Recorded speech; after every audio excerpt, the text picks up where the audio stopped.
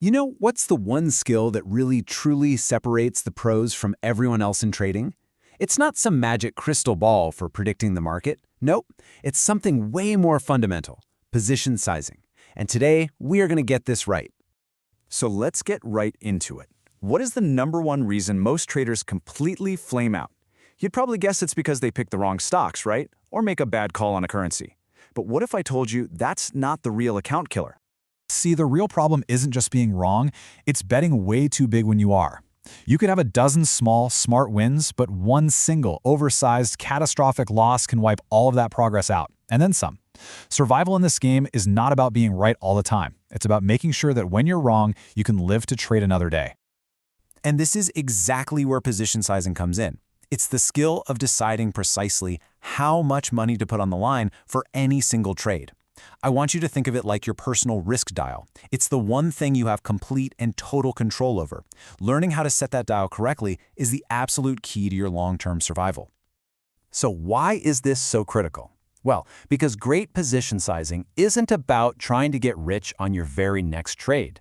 It's about protecting your entire account so you can actually stay in the game for the next 100 trades and the 100 after that.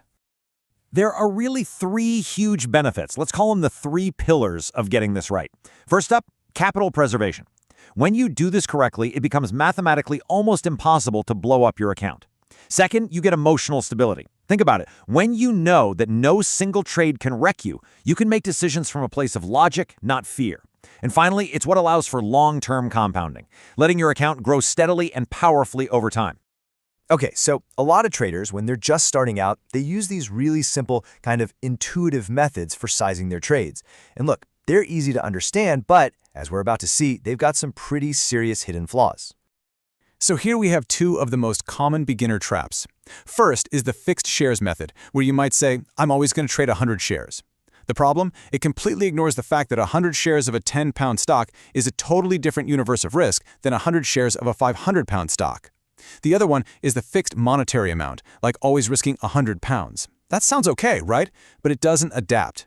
If your account shrinks after a few losses, that same 100 pounds suddenly becomes a much bigger, much more dangerous percentage of your remaining capital. All right, so if those beginner methods are flawed, what's the solution? Let's take a look at the gold standard, the approach that pros use, the one that fixes these exact problems. This is it, the fixed percentage risk method. And its genius is how it adapts. It's dynamic. When you're in a losing streak, your position sizes automatically get smaller, which protects your capital. And when you're winning, they automatically get bigger, which helps accelerate your gains. It basically adjusts itself to how well you're doing. Now let's walk through how to actually calculate this. It might look a little math-heavy, but trust me, the logic is super simple. Step 1, you know your account balance, say 10,000 pounds. Step 2, you decide on your risk percentage. Let's be conservative and say 1%. That means the absolute most you can lose on this trade is 100 pounds. Step 3, you figure out where your stop loss needs to be.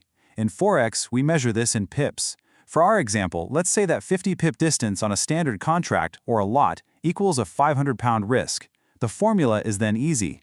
Just divide your max risk, which is 100 pounds, by the risk per unit, which is 500 pounds. That tells you to trade 0.2 lots. This calculation literally forces you to never risk more than that 1% you chose.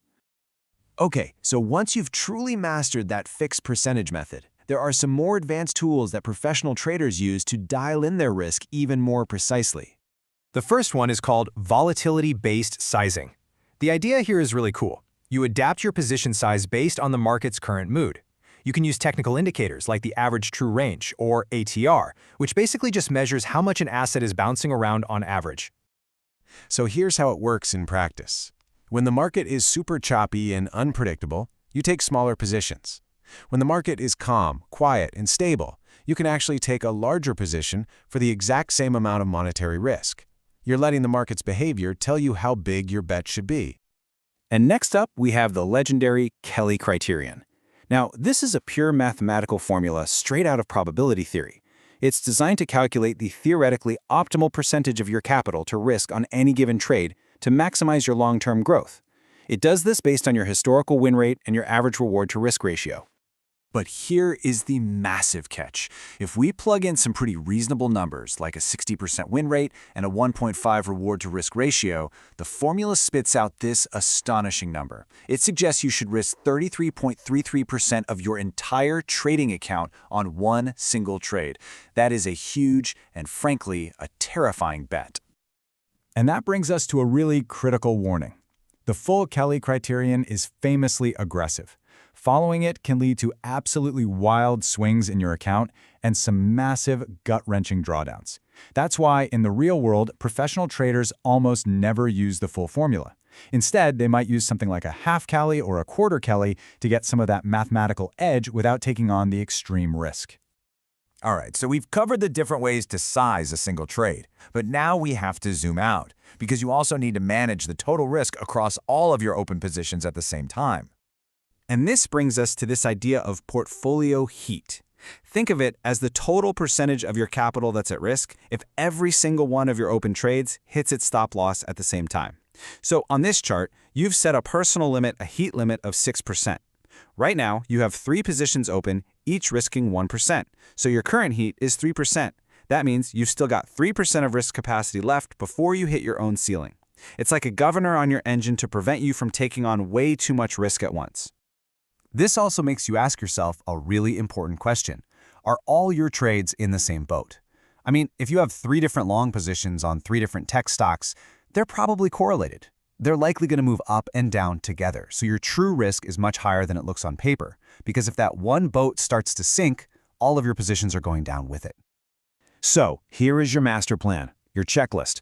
Start out conservative, risk between 0.5% and 1% per trade. That's it. Define your maximum drawdown limit, the point where you stop and reassess before you even place a trade. Never, ever, ever let fear or greed decide your position size. Review these risk rules on a regular basis. And finally, automate the calculations wherever you can. It takes the emotion out of it and enforces discipline. At the end of the day, position sizing is just a mix of some pretty simple math and some very strict self-control. We've just given you the blueprint for survival and for success in this game, so the final question is one that only you can answer. Do you have the discipline to actually follow it?